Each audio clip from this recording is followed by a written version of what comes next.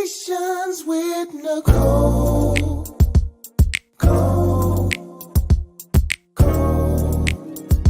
Conversations with Nicole. Let's talk about it.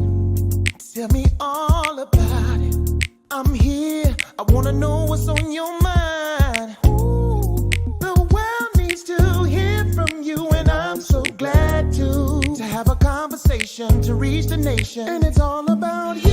We'll help each other to discover innovative ways to positively change the world. Let's talk about, let's talk about, yeah, let's talk about conversations with Nicole.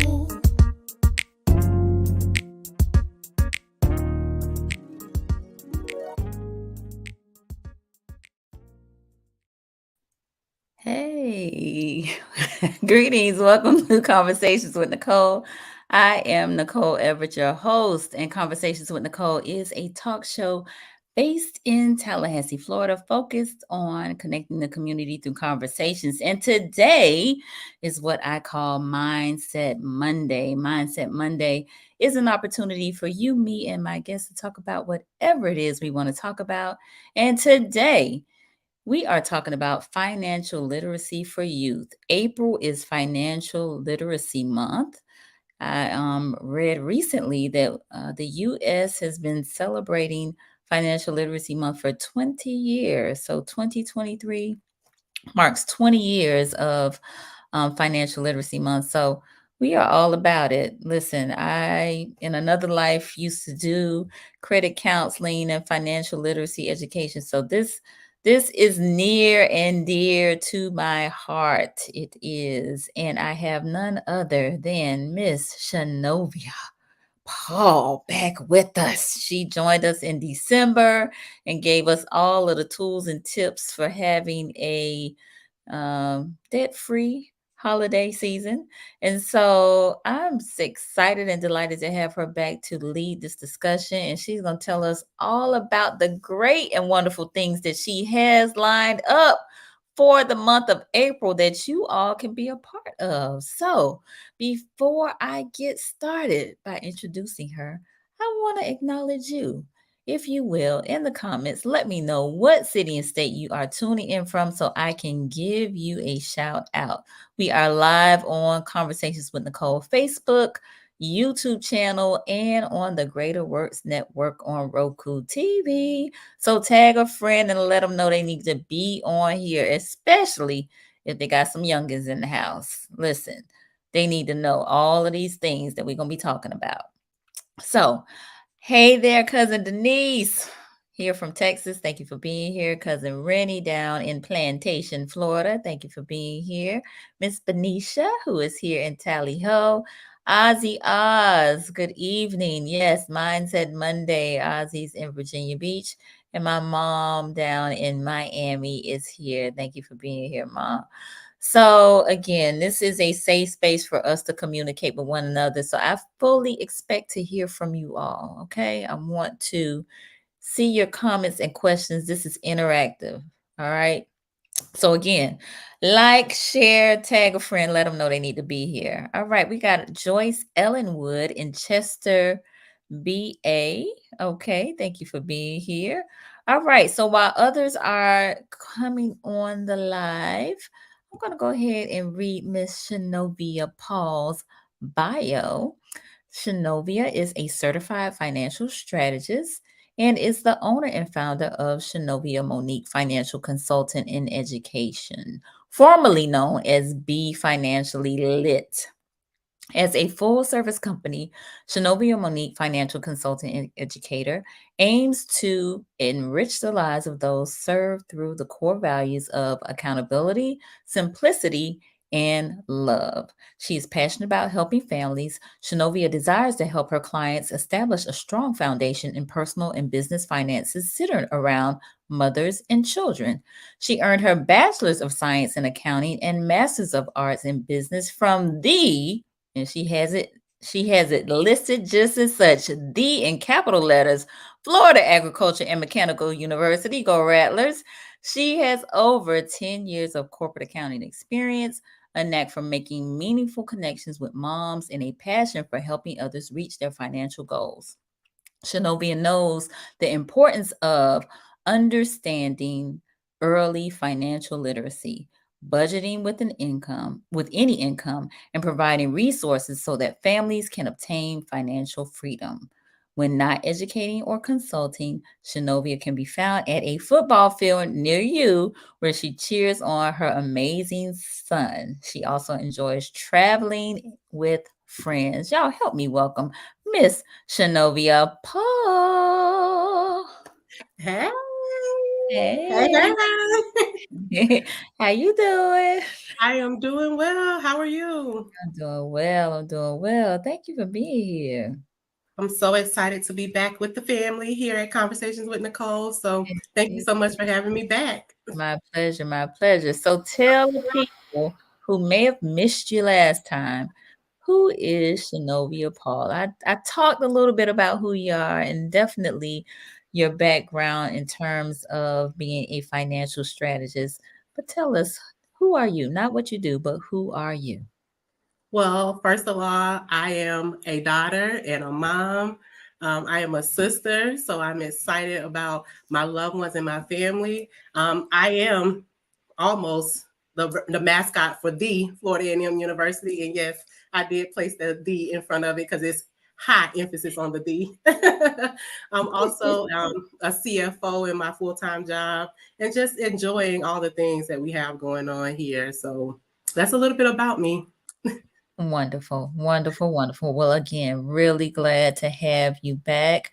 I see a few people that I definitely want to acknowledge. I see cousin Raymond from Virginia on, and we have S. Hope Davis on. Thank you for being here. And Johnny wants to know what you got for adults. Johnny, we'll get to that in a little bit. Thank you for being here, Johnny. All right. So before we get into that, tell us what prompted you to start your business. Well, I mean, for me, I grew up in a middle class family where we didn't talk a lot about financial literacy. We didn't have the discussion in detail in the household, but I watched my parents work hard, obtain their level of what financial freedom is. And I wanted to create a company that will allow us to just start the conversation early.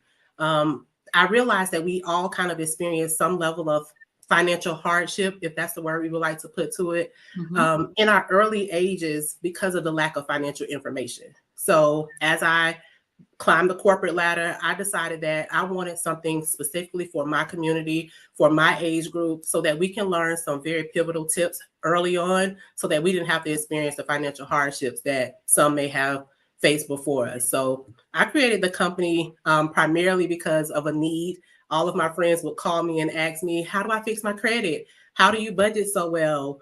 What is your son doing about money? So I took all of those things, I wrapped them up into one amazing company, and now I am just here to educate and teach everyone about all of the foundational principles as it relates to money. Love it. Love it. Love it. Awesome. Well, we are so glad that you did. And someone, Celeste, said Shanovia is also a published author. We were going to get to that, but since you brought it up, tell the folks about your book. So back in October, I published my very first book. It's an ebook, and it is geared towards listing all of the 5 steps to building a solid foundation. That ebook can be found on my website at shanoviamonique.com. And in the book, we put everything in layman's terms. So one thing about me, when I'm teaching, I like to make sure that everybody can understand the information, regardless of your age, regardless of your educational background. So in the book, we talk about budgeting, starting an emergency fund. Where do you go from the next steps? So that book is near and dear to my heart. It is my very first baby, and I'm so excited about it. Awesome. Well, again, congratulations. We did highlight the book the last time you were on. So, definitely it's something that folks can utilize to help them on their way. So, to answer Johnny's question, that's something for the adults. Okay. Right. And Mr. Johnny, tonight I might not talk as much about the adults, but you will get something from the lesson, I promise. So just stick around. Indeed, indeed. All right, well, let's dive in. So, why is financial literacy important for young people? I mean, they live with their parents.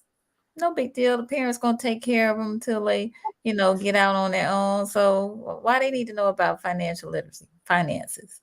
Well, one, because parents, we're not going to take care of them until they get on their own. We're going to make sure that they are ready before they leave in order to build up all of their foundational tips. So it's important to start the conversation, primarily if you have younger kids, because they are sponges at that age. So around 3 years old, you would think that it's too early to start talking about money concepts, but you want to start talking to them about the concepts very early. We want to build a solid foundation. We want them to be able to be self-sufficient and independent. We want them to not be able to face some of the hardships when they go to college. Definitely pass by all of the credit card tables, because I didn't do that.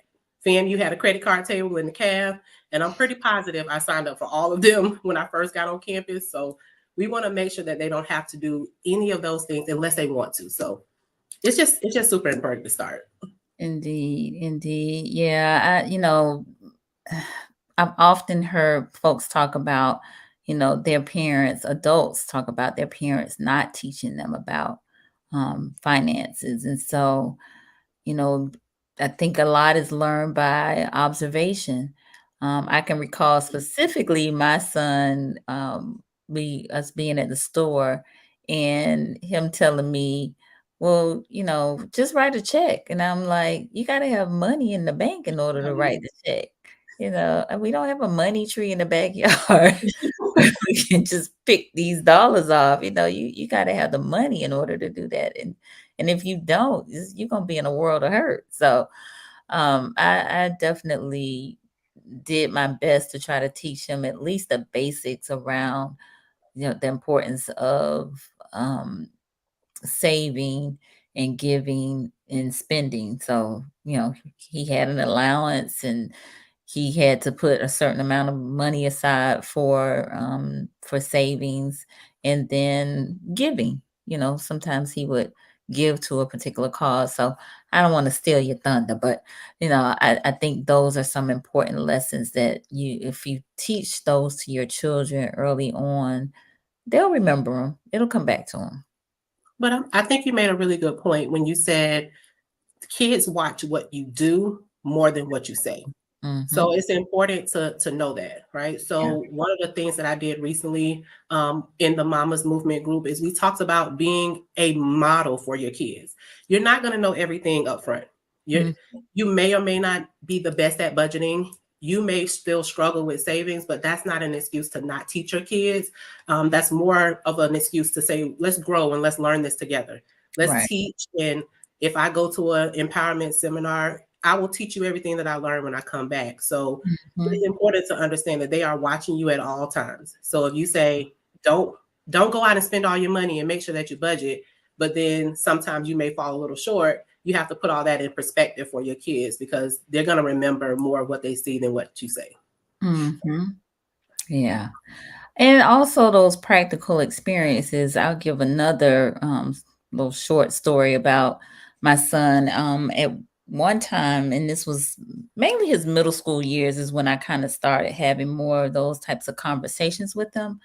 And I showed him my bills. Like I showed him my checkbook and we went through the bills. Like the mortgage was this amount, Absolutely. this was the car payment, this was the insurance, this was, whatever it was. And at the end, I had like $25 and he felt sorry for me.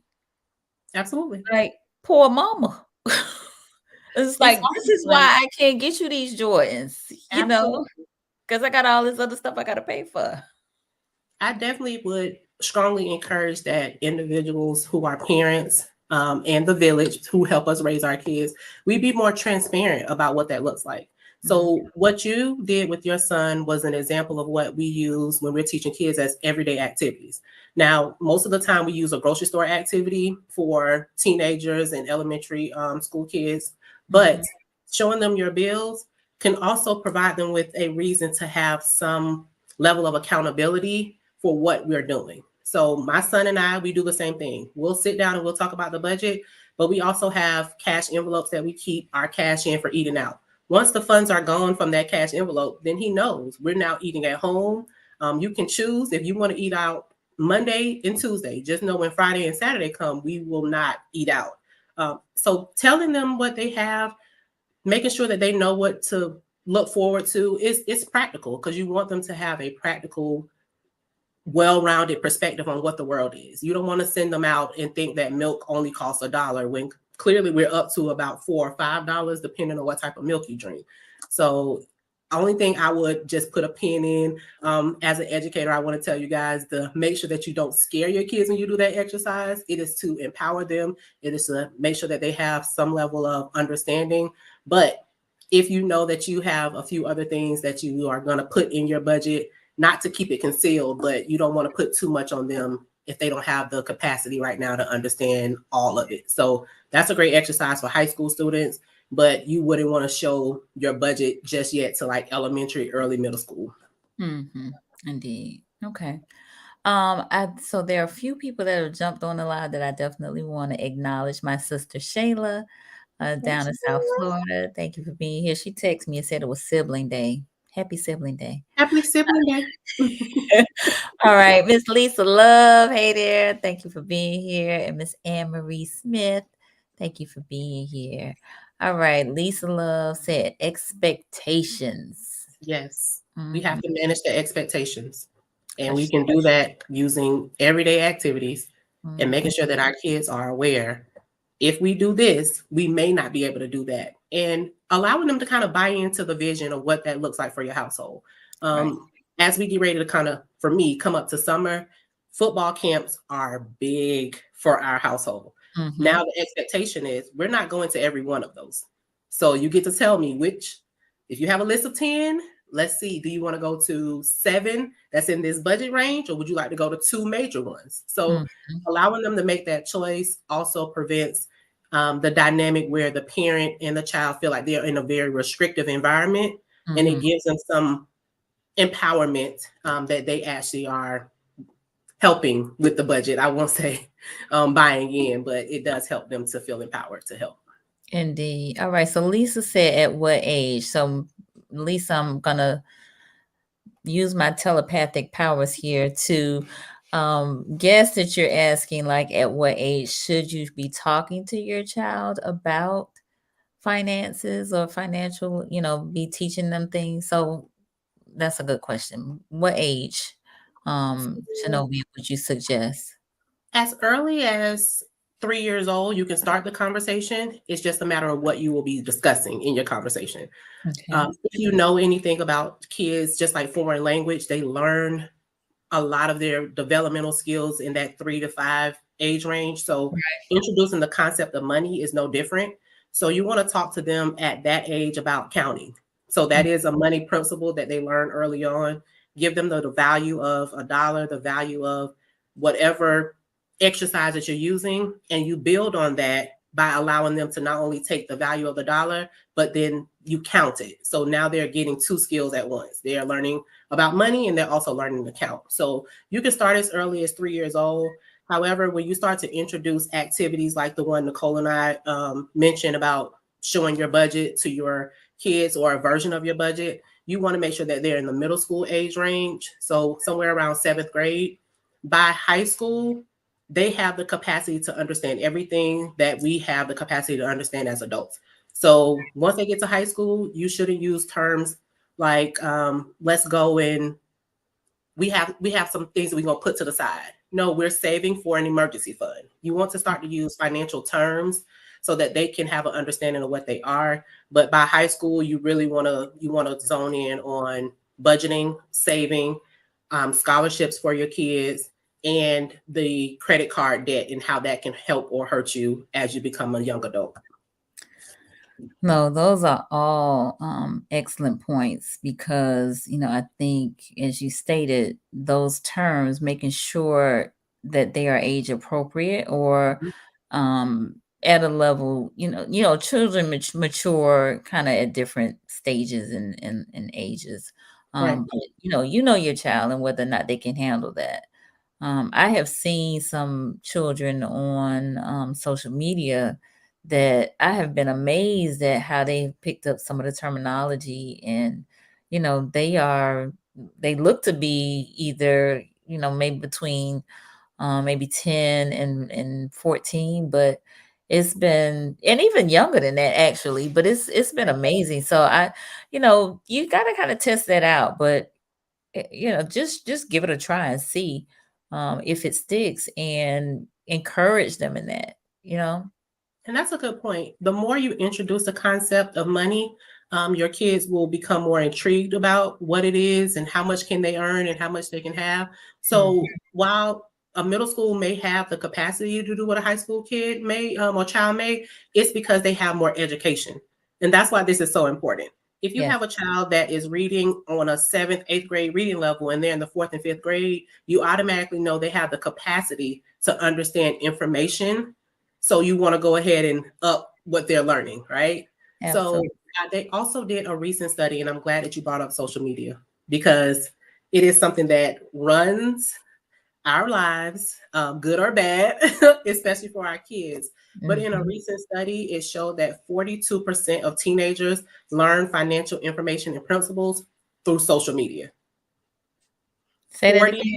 42% of our children learn all of their financial principles through social media, TikTok to be exact. Mm. So, what we used to be able to have the conversation in our household around the dinner table, which is what I would love to for us to get back to. Right now, our kids are really looking at social media as the blueprint for what how they'll manage their finances, how they'll live their life. And if they don't have the proper context or the educational background from a number of people, it don't have to just be parents, but if the school system and the parents aren't on the same page, they're going to believe what they see on social media is because that's what they're primarily on for most of their day. Indeed. Yeah, I kind of was having a similar conversation today, just in terms of how people learn. And, there is a literacy issue for a number of people in terms of reading and comprehension. But, we are very driven by entertainment and music and things of that nature. And so, we need to use that as a learning tool, right?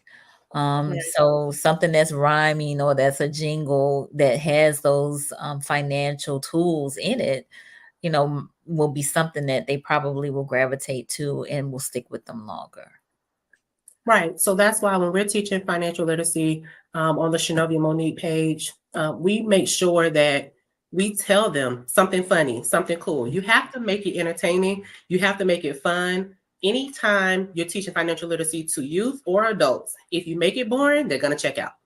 Right. So we want to say that the kids are the only ones looking at TikTok and following up on the information through social media. But a lot of us go to TikTok to learn how to cook, to learn how to do life hacks. So it's just a part of the culture that we're in right now. And it's important to make any exercise that you're doing with your kids around money, let it be fun. Because let's just be honest, drop in the chat if you've had a very traumatic experience with learning money lessons. So if someone taught you a money lesson by saying, if you don't do this, then you're gonna be broke. If you don't do this, that like the negative talk that happens around financial literacy, it can traumatize someone. Mm. So if you've ever had that experience, drop that in the chat. We want to know, like Nicole said, this is a safe space, but we want to reverse that narrative and we want to make it fun, make it entertaining. And we also don't want to make our kids feel like they can't accomplish something that's so big. We have kids right now, teenagers who are millionaires. Listen, there's So some YouTubers and TikTokers out million. there that are doing the doggone thing. And like Mhm. you said, they are under the age of 18. They are children, but they are making some coins. They are. And if Mhm. they don't have the proper system in place, whether it's a parent to coach them on what is the appropriate money team to build, and I say money team because a money team can consist of a number of people, right? You need a tax professional, you need all of these people. But if you don't have anyone who can guide you to the right person or guide you to where you need to go, you're also going to make the money and lose a little bit due to the financial hardships of just not knowing where to start and what to do. Mm. Okay. So we want to hear from y'all in the chat. Let us know if you had a traumatic experience with money coming up, let us know. Now I will mention that it wasn't a traumatic experience, but no, I got tired as a teenager asking my mama for money anytime I Mhm. wanted to do anything. So I got a job. And so I would, use my paycheck to buy whatever it was I wanted. If I wanted to go to the movie or to the mall or get me a new outfit, I had the money. So that just encouraged me, I never wanted to be without money from that point on. I will tell you, just like you mentioned in terms of the credit card tables at FAM, that was the That downfall was right there. that wasn't a good idea. Mm-mm, it was not. I It mean, I love my HBCU, but they got me. They got me. Yeah, yeah. Well, it was really more so their agreement with the credit card companies. Because you signed for that, whatever the card was, and went on down to the mall and got your outfit for homecoming, and then realized that there was gonna be this bill that came in the mail, and they But just imagine if before you left home, your parents had a conversation with you. Not to say, don't go and get that credit card, don't do this, but just to educate you. Hey, just remember, if you get the credit card and you put $10 on there, you're going to pay them back $25 due to interest. For someone like myself who is in love with numbers, if you tell me that, I would never even go close to the table, right? One, because I'm frugal, always been frugal, and two, because I now have the information and I just probably would have made a different choice. yeah. So that's why the conversations are important. It's also important not to shy away from the good and the bad of both. So Mm, as parents, we want to shield our kids. We want to make sure that we, hug them tight and make sure they don't do anything that we would not want for them to do. mm, However, you have to tell them the good and the bad and allow them to make their own choice. That's a part of the learning curve, and that's a part of growing up. So make sure we tell both sides of the story, so when they decide not to get the card, it's a better option for them because they chose and not because we told them not to. indeed. So let me ask the viewers, how many of you have or do give your children allowance? How many of you give your children allowance for doing chores or for some tasks that they may do? Let us know in the comments. So I um, will share. I did do allowance with my son, but if he didn't get some of his, so he started out at a number, and I forget what it was. But if he didn't do all of his tasks, money would get taken away. So I was trying to also teach work ethic as well. so the method in which you use is great. I'm also going to circle back to tell everybody the different ways that you can do allowance, because some people think that it's just one way. It's Mhm, just a pot of money that you give them. But we'll talk about that in a second. The way that you deducted line items and amounts, those are really great tools, mhm, if but they can be a demotivator for our kids. mm, Once they realize that they're not doing their tasks and their money is being taken away, eventually, if you have a young man like I had, he'll just say, forget it. I mean, by the time I earn 20, you've taken 15, I won't worry about it, right? So when you use the method that Nicole is doing, make sure that you are having the conversation to say, hey, you have the ability to earn it back. So mm. just like they can get it taken away, you should also give them some type of reward system so that they can earn it back, because Gotcha. it can be used as a demotivator for especially young men. They will tap Mhm. out very quickly. They'll tap out and they'll rather go get a job. They're like, you're taking my money back and forth. I'm just gonna go get a job. Mm, But mhm. Okay. let's try to help them out. All right. All right. Shantae said that happened to me as well. As soon as I graduated from high school, I started getting credit card offers. I never knew I shouldn't sign up for them. Messed me all the way up. Yeah, them credit Yeah. cards do it because that And interest it's rate. high. It's like up here. Yes, but Shantae, that's okay because now we know better. And when we know better, we do better. And one thing I will say about credit cards before we get back to allowance, credit cards are such an amazing tool to build your credit. You Mm-hmm. just have to know what to do with them. You have to know the tips, the tricks, the tools. And now that we have those credit cards and we want to pay them off, we have to know when is an appropriate time. So just like they messed us up, they are really, really great for building credit. So at a later time, maybe at a later workshop that I'll do on credit and debt management, Nicole knows it is one of the quickest ways to build your credit just because of some of the tools that you can use if you pay your bills on time, that is. So I know they Absolutely. mess us up, but they can also help us. So we're gonna know better and do better.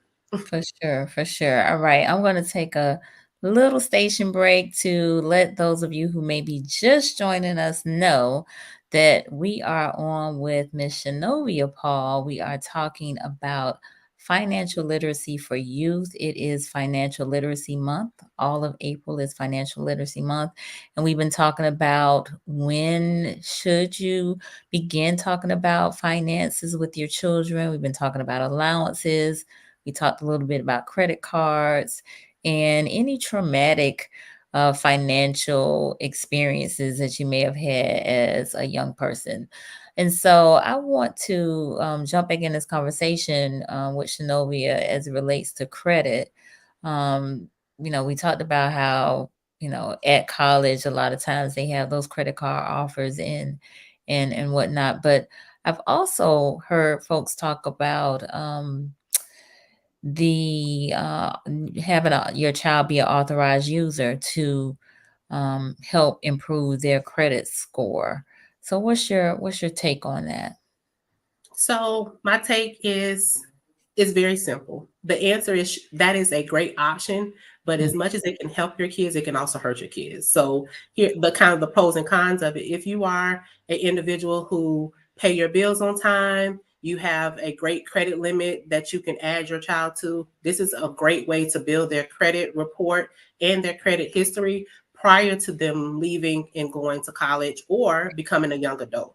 So typically, if you're going to add your child as an authorized user, it would be a good idea to add them around 10th or 11th grade.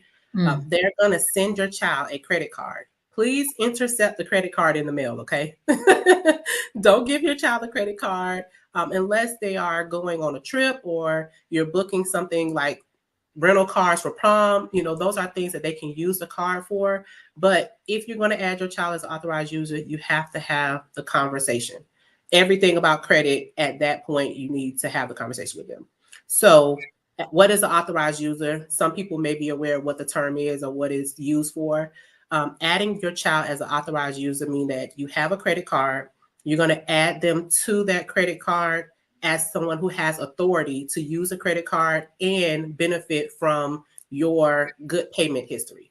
Now, some people get cards and they add their children. Some people will add other spouse or any individual. So it's not just for children, but you do want to build them, help them build their credit history if you can by adding them somewhere in the 10th or 11th grade.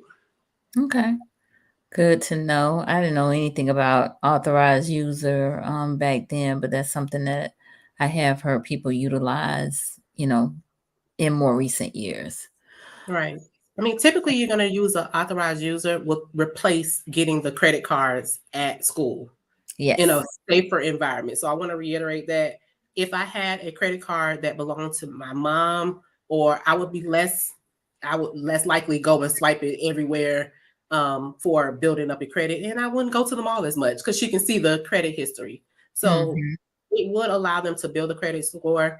Typically, when you're in college, you're going to do department credit cards or credit cards from on campus, and you're using that to build this credit score that everybody keeps talking about, but they don't educate us about. Right. So they want to buy a car, and they go to buy the car, and they say, you don't have enough credit, so we can't lend to you. So Mm, they'll go and they'll get a credit card, and they will try their best to make these payments in order to get what they really want. So it's important that we kind of educate them on the pros and cons of credit cards, but definitely adding authorized user is a great option. But I have to say, if you miss one payment, it's not only going to affect your credit score as an individual, it's now going to affect your child. So you Mm-hmm. want to make sure that you are only using this option if you have things on automatic payment. I would add them to the card that has the least limit that you know that you're already paid up on, and then build them over time. But you definitely want to be careful with it. Indeed. All right. So I hope you all caught all of that. Adding them as an authorized user on a card that has a small limit or that is on automatic payment, because again, if you are late on that payment, it's going to affect their credit as well. All right. So I see Denise said I did, and I think she was talking about she did have her child did offer a allowance, but she said thank God she's grown now. And then Shantae said an allowance was used when my son was younger. He could care less now. Right. And we're going to speak to that because we talked about it a little bit. When they're younger, they're so motivated with allowance. However, Shantae, I have a trick. Okay. So, mom of a teenager, you have to attach the allowance to the thing that they love the most. Right. So, for me, my son's allowance is attached to all things sports. For some reason, the sports now they have to get all of the pictures, professional edits and videos, all of those things. So you have to attach it to something that they really, really love. You also have to be consistent in it, right? So we talked about this a little bit in the beginning of the show. You can motivate or demotivate your kids when it comes to allowance. And when you're doing allowance, parents, you be consistent in giving them the allowance. And then you can't tell them what to spend the allowance on once you give it to them. So a lot of our kids, they don't want allowance because it comes with restrictions on what they could spend it with. So for example, they earned $50 because they did all of their grades. They made the AB honor roll. You give them $50. You tell them you're going to give it to them on Friday. Friday come and you say, I don't have it right now. I'll give it to you next week. But they've already, in their mind, spent the money on PlayStation Network, my son, eating out, ordering Uber and Lyft. What is it? Not Uber, but Uber Eats at school. So now they're looking for their money. Also, they're waiting. They want to go out with their friends. So next Friday come and you say, okay, I don't have 50, I have 25. Now that they're not getting what you promised them. And now we're not being a man or a woman of our word. And that to them is just not worth all of the work that they put in for not getting their allowance. So they really don't want to do it. And outside of that, say for instance, we give them the money on time, right? It's Friday, payday, you give them their $50.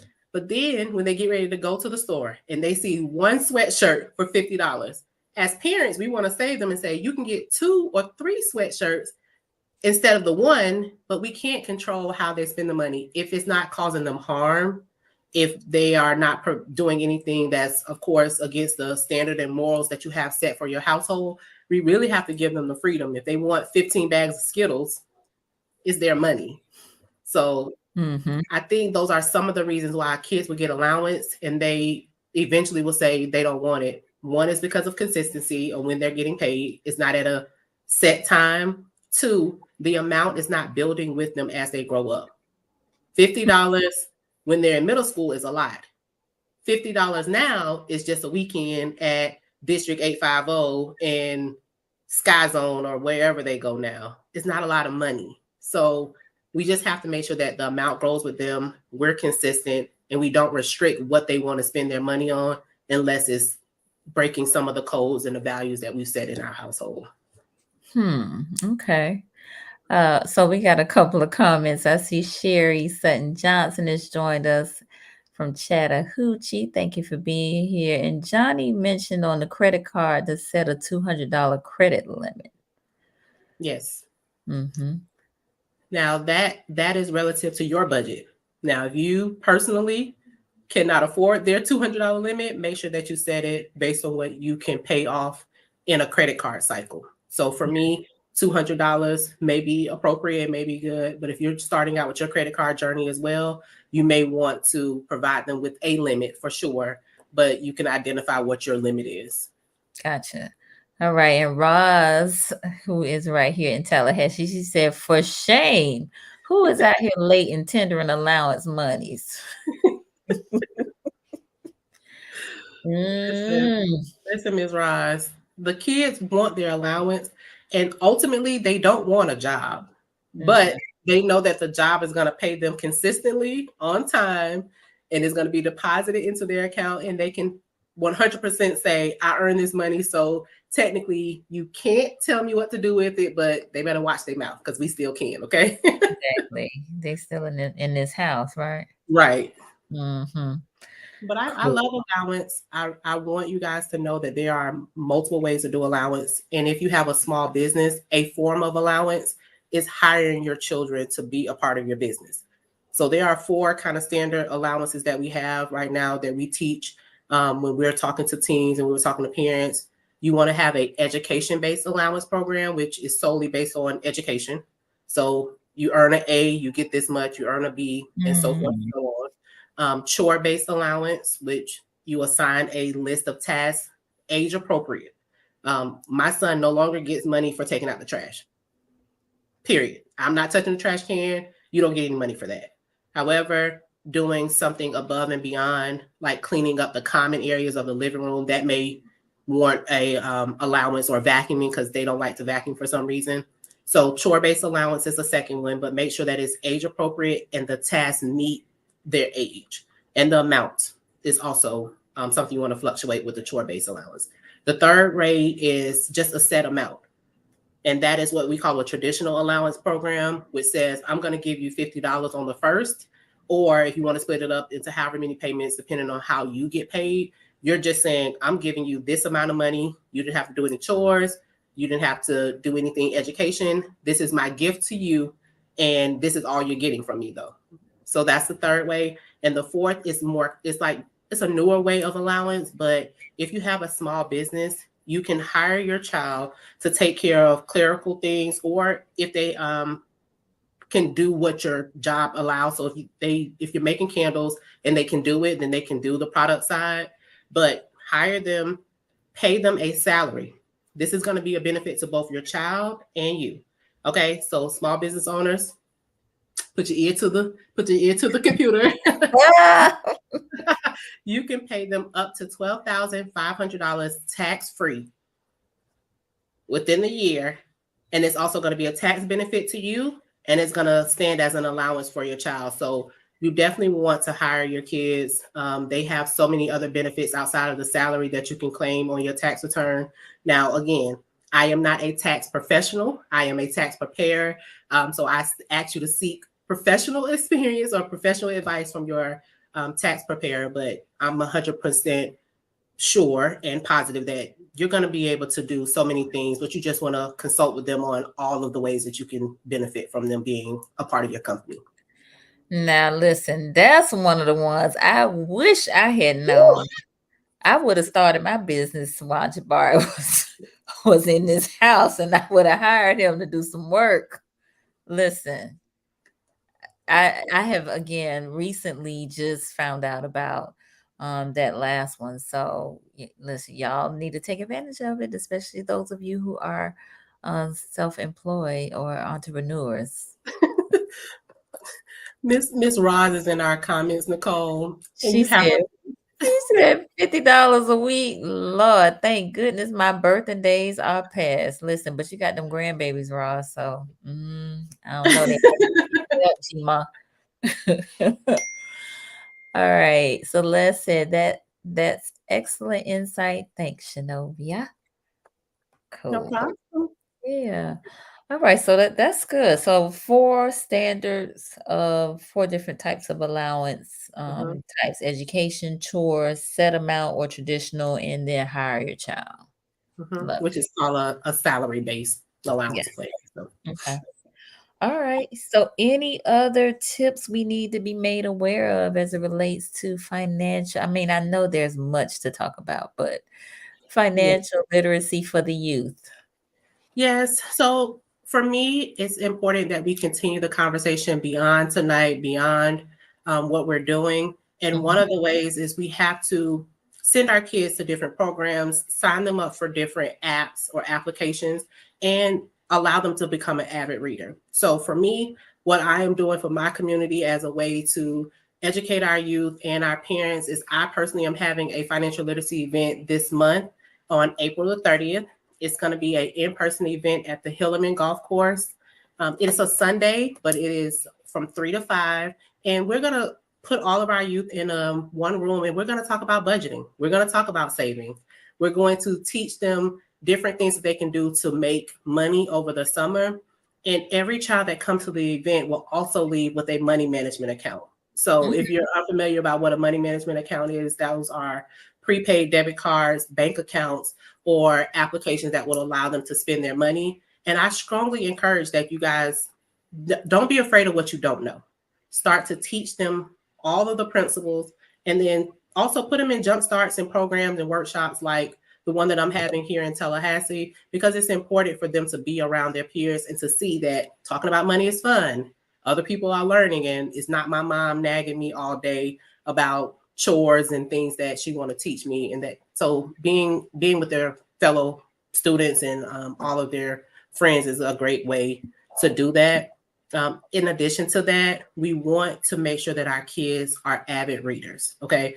So there's a list that's listed right now on the Shanova Monique page about books that are about finance, about financial tips and tricks. And it's a list appropriate for every age group and what books that they can read for Financial Literacy and Awareness Month. Just start the conversation, allow them to read. But more importantly, if you have a teenager in the Tallahassee area or surrounding areas on April 30th, ages 13 to 18, you definitely want to have them here at the event because they're going to learn a lot and it's going to be a lot of fun. Indeed, absolutely. So the information about the event is in the chat, the details in terms of going to the link and registering. But we're so just glad that you are having this type of workshop in the community. Hey, I really wish, this type of thing would have existed back when I was coming up. Even when my son was coming up, I don't recall seeing anything like this for our young people. So I'm, again, glad you're having it. All right, Johnny has got a question about financial literacy being taught in high school. So financial literacy is currently being taught in high school, but they are not touching on subjects like budgeting and savings. They're more so gearing the programs towards economics and how it impacts our culture and our society. They talk a little bit about money and the concepts, but the curriculum is only maybe a half a semester and it's intertwined in another class. So there's no separate class for financial literacy. Like if you go and pull up all the curriculums, you're going to take maybe an economics class or a math class that maybe for a week at a time, they may introduce some money concepts while we're doing a lesson, but not a lot of conversations are happening in the school system as it relates to financial literacy or money. And that's something that we definitely want to do and look forward to helping out in the school system. So for me personally, this event that I'm doing on the 30th was birthed through my abilities and my advocacy that I did with the school system. So I used to go into the school system and teach financial literacy at a lot of the AVID programs here, FAMU DRS and NIMS, and we would just take a full week to build a program and to teach them about education. So I really love teaching in the school system, primarily because it's just a concept that they need to know. But to answer Mr. Johnny's question, there's not a very specific curriculum that is built to teach our kids in the school system. Right. Yeah, I do recall there being some legislation around mandatory financial literacy for graduation purposes throughout the state. And like you said, I think it's half a semester or something like that. But I'm not versed on what the benchmarks are for that. But I think it's good that there's an effort, but we need to be teaching it at home. Yes. We need to be teaching it at home, and to the extent that we don't know, then that's why it's great that we have people like Miss Paul in the community to show us. Yes. So you mentioned apps. What would be some apps that you think would be suitable for our youth? Financial applications. So there are two applications one that I recently encountered or that I recently discovered and love.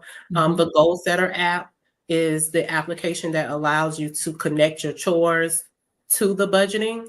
The Goal Setter app is created by an African American woman, and she created this application to fuse what she was trying to teach her kids at home without having to restrict them or constantly talk to them about it. So the mobile application itself, it allows you to not only attach a chore to an amount, some amounts are connected to financial literacy quizzes. So you actually have to take a quiz or watch a video about budgeting or watch a video about saving and then take a 10-question quiz in order to unlock your money. So I thought that was a really, really cool feature because I love the fact that it's continual education and not just a one-time thing attached to chores, but the Goal Setter app is amazing. And that's also the application that they're going to get when they come to the financial literacy event. So when you come, we'll sign you up for a Goal Setter account. We will be the first individual to invest in your kids because we will deposit funds into their Goal Setter account and allow them to use the card and to see and test if they love it and see if they want to use it with my money and allowing them to try it out. But it's really great. We are going to really invest in them in that way. Another application that is super fun is Greenlight. It's similar to Goal Setter, but they have different parameters. You actually do games. It's more game and systems based and STEM based. So you can go in, play a video game, and all of it is centered around money. And both of those applications are widely known right now. They are in the TikTok world because they have a lot of celebrities that are rappers, a lot of celebrities that are social media influencers who are backing those programs like 21 Savage. Maybe some of the older ones are not familiar with who he is, but he's a well-known rapper in the millennial generation as well as the Generation X and Y. And they love him. And he is one of the spokespersons for both the Goal Setter card and Greenlight. So I love both of those cards. Wow. Okay, pretty cool. So Goal Setter and Greenlight. So y'all check that out, research it, and see if it might work for you. I really like the Goal Setter concept of them, learning the tool, taking a test in order to unlock their money. I really like that. That's pretty Now, cool. for the parents who are as skeptical as myself, I created an account for myself just to test the very many ways that my son can try me. Okay. I had to go in and see what's happening. He's not just gonna take a quiz and unlock my money, okay? So Yes, ma'am. I had to test it out for the parents who have personality like myself. The quizzes, when they finish, although they're gonna unlock the money, it's not an instant deposit, okay? So they won't be able to try your life and get all the money out of your account, but it will send you a notification that they have completed a quiz and then you can disperse the money to them. So they do have some parameters in place for people like my son who try to play me. It's gotta be slick. Is that what you're trying to say? Listen, I got a funny feeling he would skip through all the lessons just to try the quiz, just to see if he can do it without the parameters for all of those things. They are amazing. Something else I love about the Goal Setter app, and at this point, I'm gonna get an affiliate link with Goal Setter, so y'all stick around because we're gonna have to be a partnership as much as I talk about Goal Setter at this point. But that's fine for now. We'll just tell you all these amazing benefits. When your child gets to the high school level, they also have an investment side of their card that will allow them to start investing their money, right? So what I love about the card is they go all the way from the ages of 6 through 18, and the lessons and the quizzes build. So as they take a quiz, if they get all of the questions right, they will then give them a harder quiz. So it's not like everybody has the same quiz. It is really kind of geared towards who your child is.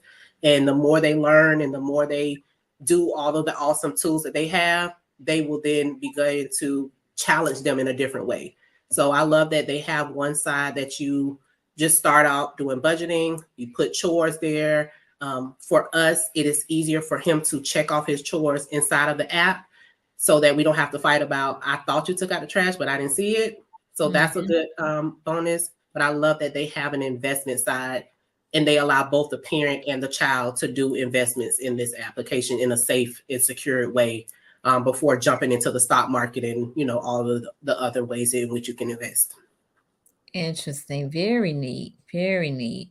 So we got a couple of comments that I want to bring to our attention? Well, first, I want to acknowledge Miss Speak Life to Youth and Children, my sister friend Latanya out of Atlanta, and she works with youth, and so this would be great for them. Let's see. My mom wanted to know what is there for educating parents to teach at home. Okay, so one of the things that you will have to do, or that I would recommend that you do, is join some of the programs or coaching and get as much training as you can. Here at Shanova Monique, outside of this month, we primarily focus on adults. So you can get the ebook that we talked about earlier. It will actually help you start the foundation, and that's some very practical principles that you can start with. I also would encourage you to listen to as many podcasts as you can and also read. Okay. So for us, I know we don't have a lot of time. It's a matter of just having time to sit down and do the things that we want. But podcasts are a really simple way to obtain a lot of information on the go. So I love podcasts. They help and provide information. What I will say is anytime you're reading and doing podcasts, you want to make sure that you kind of restrict yourself to maybe a few a week, because depending on who you're listening to, they will have conflicting information based on who they are and based on their personal experience. So podcasts, books, joining any type of programs that will help you become more knowledgeable about your skill set, and take advantage of the free opportunities. In every community, there are a lot of programs that we're not privy to, that we don't know. Nicole will be able to tell you, when you're purchasing a home, they have home buyers programs and things that are just not widely publicized, but they are a lot of information that are free resources in our community. We just have to dig a little deeper into them and find them. Absolutely. Absolutely. All right. I see Miss Felicia Thomas on here giving us greetings. Shanova is awesome. All right. So Johnny wants to know, are they using real money? So I'm using my telepathic powers to believe that Johnny is talking about on the apps. Are they Oh, using? oh yes, sir. They are. They're not only using real money; they're using the parents' money. So it is definitely 100% real. You are attaching your bank account. For me, I have separate bank accounts. So I have a real account and a play account, and I have attached my play account over here just in case. Again, my son want to speed past his literacy exercises. He's not tapping into the good stuff. But yes, they're using real money. And they will allow your child to receive a debit card so that they can have access to the funds, not just through on the application. They won't just have it there. They'll actually have a debit card, but they also can use an Apple Pay version, just like Cash App. They allow you to add the card to your cell phone and you can use it, in a modern technology. But real money. Mm-hmm. Wow. Okay. Very good. All right. I see Sharice just joining us. Thanks for being here. Johnny said, I recently signed up for a financial literacy course through Goodwill. Mm-hmm. Are you familiar with those courses, Shanova? I've heard about them. I haven't experienced them personally, but they're right now, with what's happening in our society and the culture, especially with all of the banks and people wanting to go to digital currency, which we will not touch on tonight, but it's a real thing. They It is. experiencing a need for financial literacy and education. So a lot of the local banks also provide literacy through their websites. We have car dealerships who also provide a level of literacy and education because they want you to be more knowledgeable about buying cars. So it is not surprising that Goodwill will also do that, because they are considered a nonprofit organization who are trying to teach people how to not only come into their establishment and save money, but also how to empower themselves financially. So Absolutely. All right. Well, we are very close to the end of our conversation, but before we wrap it up, I want you to give us any closing remarks, and as well as tell folks how they can connect with you. And I see your question, Lisa. We'll get to it right after Shanova shares this. So any closing remarks, and how can folks connect with you? well, my closing remarks tonight is, you guys never be afraid to start the conversation. Start the conversation early and have it often. You want to use everyday activities, the grocery store. You want to use a trip that's coming up that you guys can talk about what the budget may be for the trip. Just try to incorporate as much of the conversation using the terminology that we will use as adults. You want to make sure that you're using all of the terms. If you're talking about a budget, say a budget. If you're referring to putting money in a savings or emergency fund, you want to use those terms so that your child will get used to hearing what those terms are instead of some of the things that we do in our households, slang or diction. And you also just want to not be afraid of the perceived notion that you don't have enough to teach and think you have to go outside of your household. And we stated this earlier, our kids are watching us 100% all day. So we want to make sure that we're providing the best example for them. And if we don't provide a good example, we want to bring them to the table and say, I didn't do well in this scenario. It's okay to admit that you didn't do well at something. And it provides them with the reassurance that they may not get it right all the time either. So just have the conversation, good or bad, and continue to grow with your kids. For me, my information is scrolling at the bottom. You can find me at Shanova Monique LLC on all social media platforms. That's Instagram, Facebook, and TikTok. Again, that's Shanova Monique LLC. You can find me on my website at shanovamonique.com, where you can look into all of the additional services that I provide here in my community for all of the adults outside of our kids. So it has a list of services there. But more importantly, I want to stress that if you have a teenager between the ages of 13 and 18, you want to make sure that they are available and ready, and that you sign and register them for the Financially Literacy Made Simple event, which is going to be hosted on April the 30th at the Hilliman Golf Course from 3 to 5 p.m. And if you are a person who's listening to this conversation, you don't have a child that's between that age group, but you're looking to maybe sponsor a child to come to the event, you can also sign up. And we do have some students that are waiting to come to the event, but they can't financially pay for the event right now. So we have some individuals that are sponsoring kids to show up and come. And if you would like to do that, you can also sign up for the event and message me, and I will make sure that a child receives your ticket and that they can come to the event. Love that. Yes. So you can sponsor a child, which would be a great way to create a financial legacy of sorts, right? And I forgot to tell them, Nicole, the event is Yeah. only $25, guys. Oh, yeah. $25. It's only $25. Early registration is happening right now through I think the 10th or the 15th of this month. And after that, the price will go up to $35. But they're going to have an opportunity to win a $50 and $100 swag bag. So they're going to leave with some really good prizes. They're going to have food and refreshments because I know at that time of the afternoon, if they're there, parents don't want to cook. So everybody, tell a friend, share the event, but it's only $25. And if you want to participate, you want to go ahead and get your tickets early. All right, very good. So you heard it right here. You don't want to miss this, especially if you have young people in your household who could benefit from this great information. All right. So Lisa asks, what's the age group? And I'm not sure what that was relative to. I know I told her I'd get back to it. So Lisa, if you can, in the comments, let me know what it was you were asking about in terms of the age group. So Cherie said, absolutely, our kids are watching us.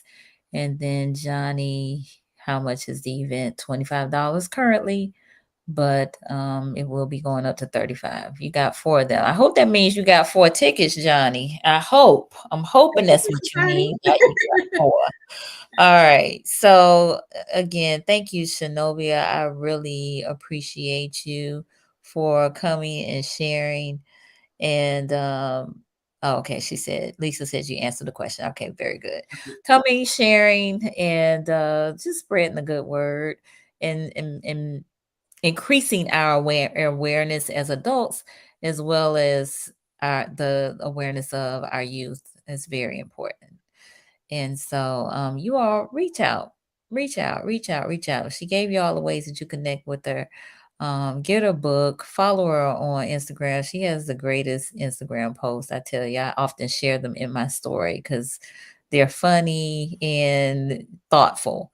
And so I really enjoy following you and seeing what you have going on. And so again, April is Financial Literacy Month. Learn something new. There are a number of folks out there doing their thing. I don't know if you all are familiar with Wall Street Trapper, but I Mm-hmm. did an interview with him before, and he is really killing it, in He's terms killing of, it.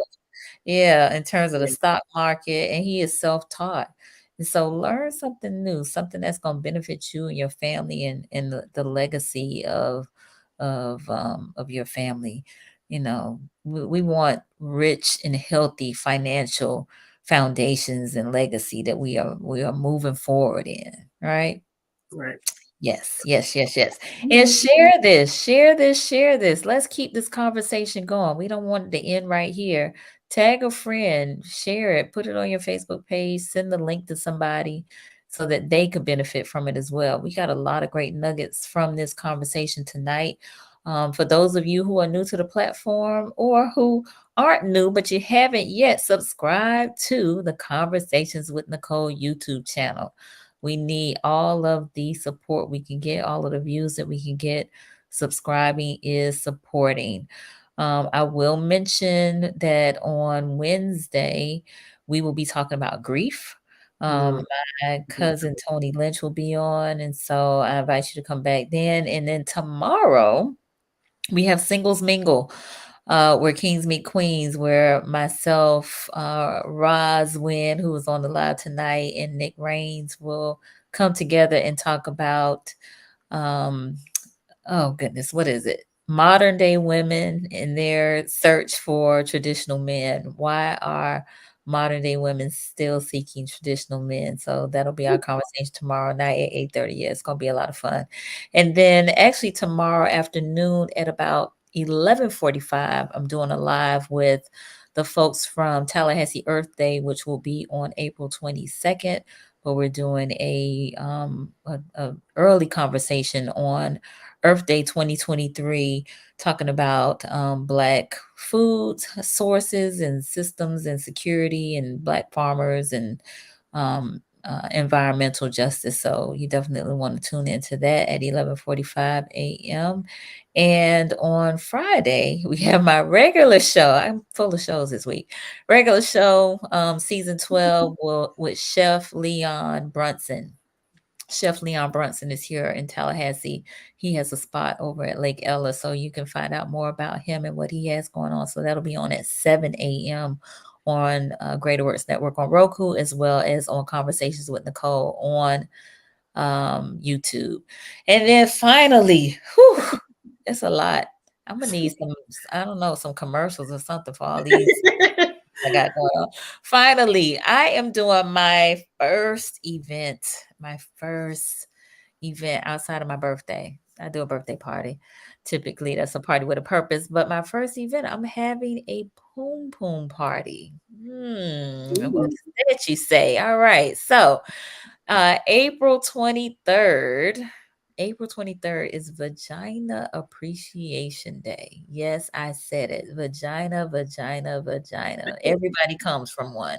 And so we are having an appreciation for vaginas. So we're having a pom pom party from 2 to 6 at the Strikers Dance Studio, 2221 South Monroe. This is for the ladies. And tickets are on sale on Eventbrite. We have Sonia B, certified sexologist, who's been on the show before, and she'll be talking about our vaginas. She has a model that she will disassemble to show us the parts and how everything works. We have Lady Yoni that will be with us, and she'll be talking about what you eat is what you discharge. And then Irie Bennett, a yoga instructor. So come dress comfortably. We'll have refreshments, cocktails, and mocktails. You can also, with each ticket, receive either a 15-minute mini massage, chair massage, or a 15-minute steam, a yoni steam. So I'm super excited about this event. Tickets are selling. They are selling. They are selling. So you want to go to Eventbrite. It has been out. It's going as a drag. No, Johnny, you won't be able to get in. We will see right through that. So we are again just gonna have a good time. So 2 o'clock on Sunday, April 23rd. I invite all the ladies to come and check it out and be a part. And we have parting gifts as well. So there are other things that we'll be doing. I'm not going to tell y'all about. Y'all just going to have to come and experience it all. So it is going to be a feminine health and wellness experience that you won't soon forget. So tell your friends, tell your lady friends to come on out and have a good time with us. All right. So Shanovia, thank you again. I appreciate you so very much. Thank you so much for having me. I always love to come over and talk with the family. Absolutely. And we will be promoting your event. So listen, she only had how many slots you got? Now I'll have 19. All right, 19 slots. So once they're gone until They the are next gone. time. So indeed. All right. So I see folks saying they'll be at my event. Felicia said I'll be there. Joanne said I'll be there. I appreciate y'all so much. All right. Y'all have a great rest of the evening. And again, happy Financial Literacy Month. And we'll see y'all next time. Bye.